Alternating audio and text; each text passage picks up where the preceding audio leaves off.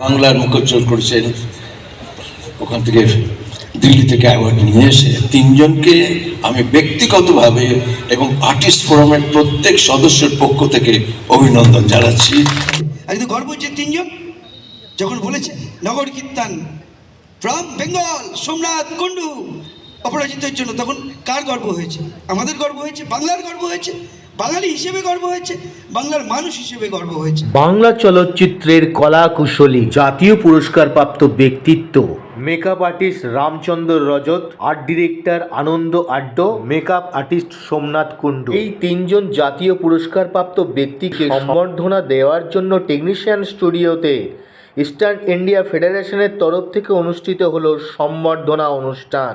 এই অনুষ্ঠানে উপস্থিত ছিলেন বাংলার বিভিন্ন রথী মহারথী গণরা। অবশ্যই চ্যানেলটা সাবস্ক্রাইব করে আমাদের পাশে থাকবেন এবং ভিডিওটা লাইক করে দেখতে থাকবেন। ভালোবাসা এবং গর্ব সবটাই একসাথে উজাড় হয়ে যাচ্ছে সিনিয়রের কাছ থেকে জুনিয়রের কাছে। এটাই সেই ট্র্যাডিশন। এই ট্র্যাডিশন সমানে চলবে, এই ট্র্যাডিশন এগিয়ে নিয়ে যাবে।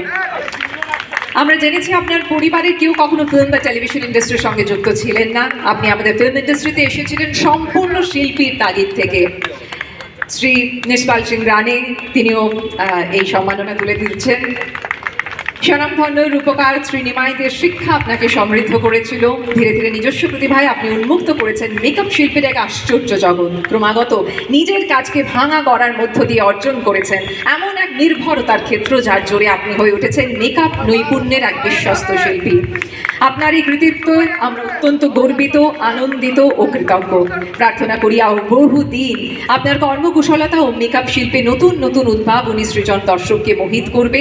আগামী দিনের রূপসজ্জা শিল্পীদের ইচ্ছা তাকে আমি অনুরোধ করব মাননীয় মন্ত্রী শ্রী ইন্দ্রনীল সেন মহাশয়, শ্রী গৌতম ঘোষ মহাশয়কে তাকে সম্মান জানানোর জন্য। এই এক বড় আনন্দের দিন এবং আমি অনুরোধ করব শ্রী ভরত কল মহাশয়কে আসার জন্য এই সম্মান জ্ঞাপনায়। শ্রী আনন্দ আঢ্যকে সম্বর্ধনা দিচ্ছেন শ্রী ভরত কল এবং আমি অনুরোধ করব শ্রী ফিরদৌসুল হাসানকে এগিয়ে এসে আনন্দ আঢ্যকে এই পুষ্পস্তবকের মাধ্যমে আপনার ভালোবাসাও পৌঁছে দেওয়ার জন্য। সামগ্রিকভাবে ফেডারেশন এই বিশেষ উদ্যোগকে সত্যি সাধুবাদ, জোরে হাততালি। শ্রী শুভেচ্ছা তাকে আমি অনুরোধ করব মাননীয় মন্ত্রী শ্রী ইন্দ্রনীল সেন মহাশয়, শ্রী গৌতম ঘোষ মহাশয়কে তাকে সম্মান জানানোর জন্য। এই এক বড় আনন্দের দিন সহকর্মী। ফলে শৈশব থেকেই রায়বাড়ির সকলেই আপনাকে আদর করতেন। তখনই ভাগ্যদেবতা আপনার ভবিষ্যৎ নির্ধারণ করে ফেলেছিলেন। স্বনামধন্য আর্ট ডিরেক্টর গৌতম বসুর কাছে ড্রয়িং শিখতে শিখতে স্থির হয় আপনার পড়াশোনা হবে চারুকলা নিয়েই। বাংলা ছবি অপরাজিতাকে সামগ্রিক প্রোডাকশন ডিজাইনার হিসেবে নৈপুণ্যের যে নিদর্শন আপনি রেখেছেন তার জন্য 2022 সালে জাতীয় চলচ্চিত্র পুরস্কারে আপনাকে আমাদের দেশ সম্মানিত করে। আপনার এই কৃতিত্বে আমরা অত্যন্ত গর্বিত, আনন্দিত এবং কৃতজ্ঞ। আপনার দীর্ঘায়ু কামনা করি। এইভাবেই আরো অনেক ম্যাজিক ক্রিয়েট করুন আপনি।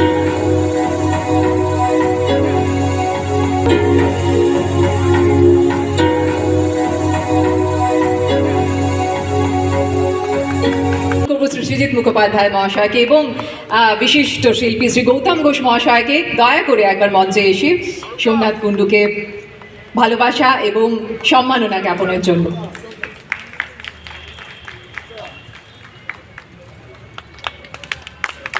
পুষ্পস্তবক এবং উত্তরীয় এবং ভালোবাসা সবটা দিয়েই উজাড় করে দিচ্ছেন এই ইন্ডাস্ট্রির আপনাদেরই আপনজনেরা একে অপরকে।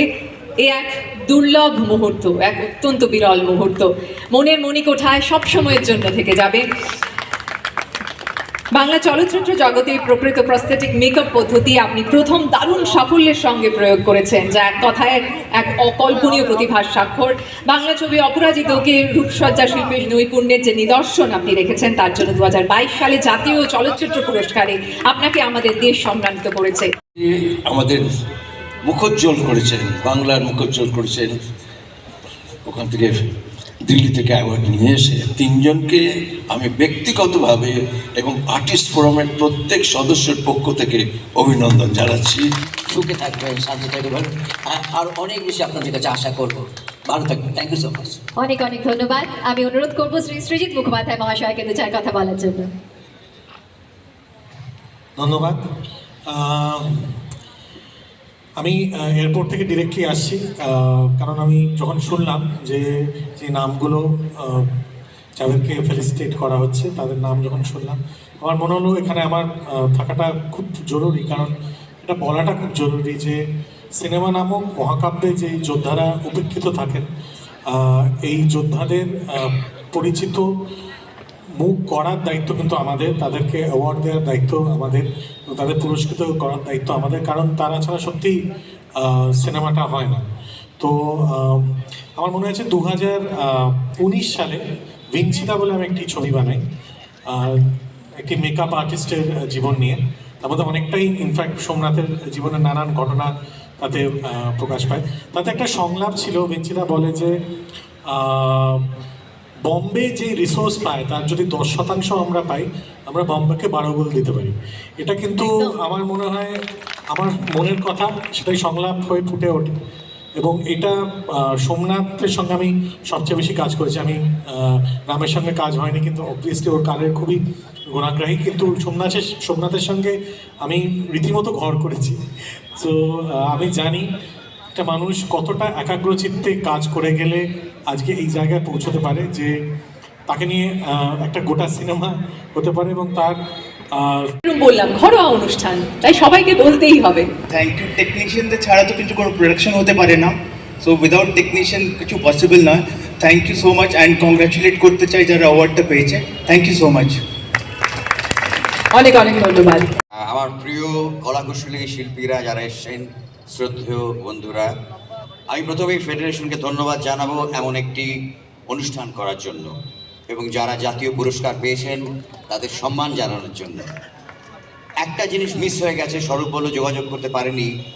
অনিশ বাসু গত বছর বেস্ট সাউন্ড ডিজাইনারের অ্যাওয়ার্ড পেয়েছিল, ন্যাশনাল অ্যাওয়ার্ড। তা সে আজকে তাকে যোগাযোগ করা যায়নি। আমি অনুরোধ করব ওকে যোগাযোগ করে আপনারা অবশ্যই অভিনন্দন জানাবেন।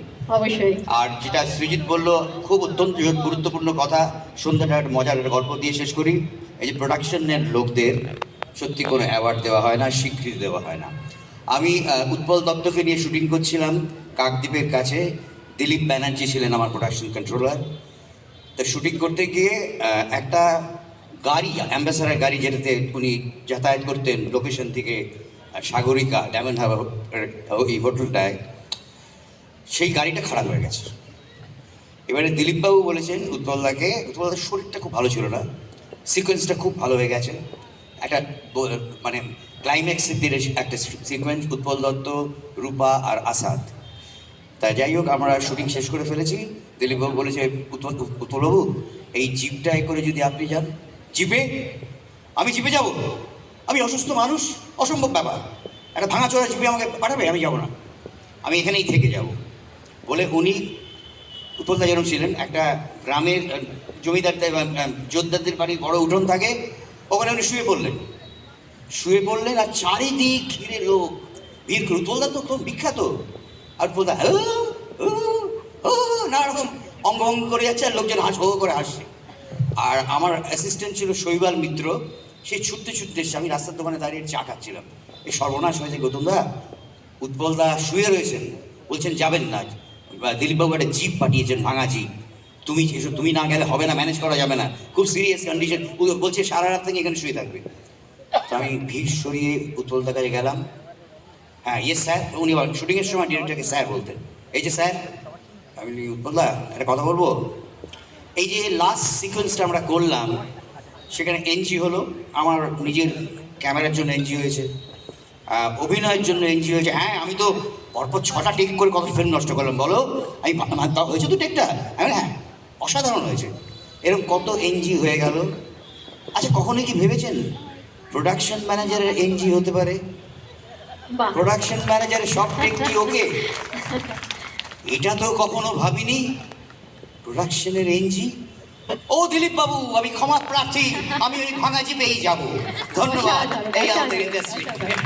কি অপূর্ব সব মানে স্মৃতি, কি অপূর্ব সব গল্প, যেগুলো সত্যি। আর এবারে আমি অনুরোধ করব মাননীয় মন্ত্রী শ্রী ইন্দ্রনীল মহাশয়কে বক্তব্য রাখার জন্য। সামনে যারা আছেন তাদের প্রত্যেকে এবং মঞ্চে যারা আছেন তাদের প্রত্যেকে আমার আন্তরিক শুভেচ্ছা, ভালোবাসা। এই জায়গাটার সঙ্গে আমার বহু বছরের পরিচয়। অ্যাক্সিডেন্টালি বলুন, ইনসিডেন্টালি বলুন, আমি প্রায় 15,000 এপিসোড মতো টেলিভিশন সিরিয়াল প্রোডাকশনের সঙ্গে যুক্ত ছিলাম, তো একটি সিনেমাও প্রডিউস করেছি। এবং আমি অভ্যেস মতোই স্টুডিওতে একটু আগেই চলে এসেছিলাম, পেছনে বসেছিলাম। বেশ কয়েকজন আমার কাছে দেখি আমার দিকে আসছে, আমি একটু আতঙ্কিতই হলাম। মনে মনে ভাবলাম প্রোডাকশন তো অনেক আগে ছেড়ে দিয়েছি, কোনো ধার বাকি আছে কিনা। তারপর না বর্তমানে ফিরে এলাম যে না, এটা 2024, মনে পড়ে যায় দুজনকে দেখলি। ডিএলআর একটি বিখ্যাত গান, তুমি অরূপ স্বরূপ, খুব বিখ্যাত গান। এই দুজনকে দেখলি।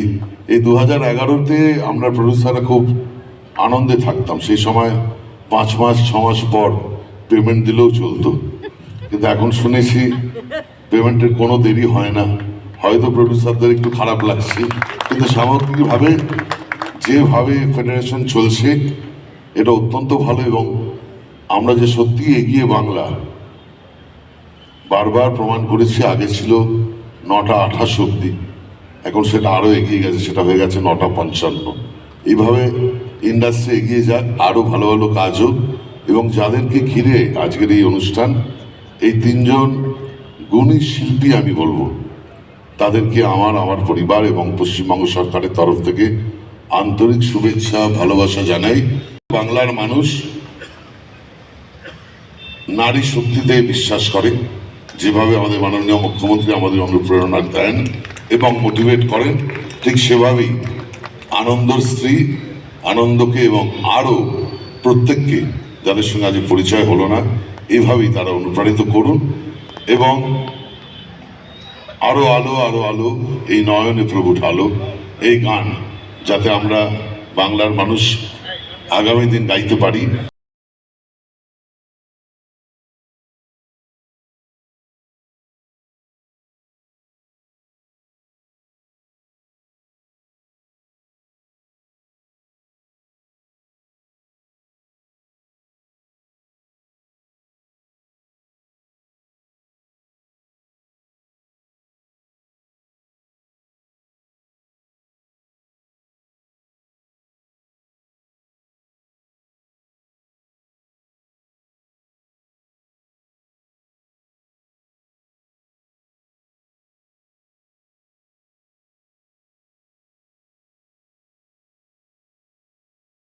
শক্তিতে ভরপুর হয়েই তো আমাদের এগিয়ে চলা।